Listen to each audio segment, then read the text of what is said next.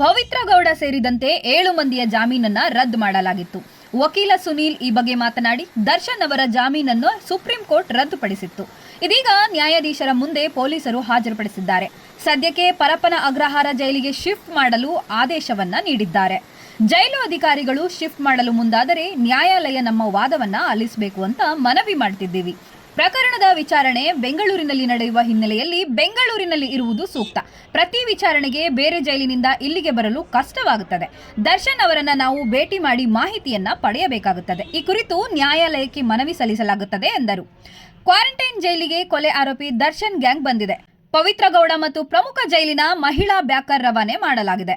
ದರ್ಶನ್, ಪ್ರದೂಷ್, ನಾಗರಾಜ್, ಲಕ್ಷ್ಮಣ್ ಅವರನ್ನ ಕ್ವಾರಂಟೈನ್ ಜೈಲಿಗೆ ರವಾನೆ ಮಾಡಿದ್ದು, ಜೈಲು ವೈದ್ಯರಿಂದ ಆರೋಗ್ಯ ತಪಾಸಣೆ ಆಗಲಿದೆ.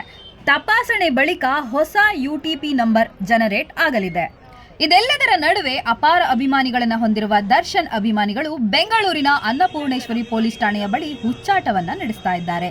ಹಾಗೇನೆ ನಟಿ ರಮ್ಯಾ ಅವರು ಕೂಡ ಕಾನೂನಿನ ಮುಂದೆ ಯಾರು ದೊಡ್ಡವರಲ್ಲ, ತಪ್ಪು ಮಾಡಿದ್ದಾರೆ ಅಂದಮೇಲೆ ಶಿಕ್ಷೆಗೆ ಒಳಗಾಗಲೇಬೇಕು ಅನ್ನೋ ಮಾತನ್ನ ಆಡಿದ್ದಾರೆ.